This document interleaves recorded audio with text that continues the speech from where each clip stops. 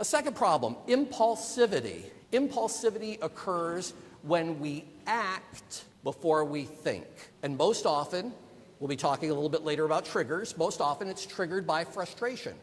You lose some money on a trade, and what's the first thought that goes to your mind? You want to get it back. And now all of a sudden, you're trading for revenge reasons. And out of frustration, you put on another trade, and it's a terrible trade. You get a horrible location on the trade, and you lose again. Very different than really mapping out in your head what markets are doing and planning a trade around that. And finally, a third problem that we commonly see among traders, a failure to adapt to changing market conditions. I cannot tell you how many successful traders I've known and worked with who stop becoming successful because they try doing the same thing again and again and again under different market conditions. There are some times where following a trend works, and there are some market conditions where trend following will not work. Markets move differently at different time frames.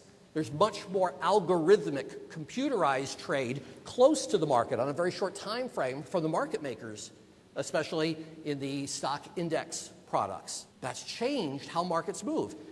How many of you have observed how markets have been moving lately at the end of the day, stock markets? Holy crap, what happens in the last few minutes of the day?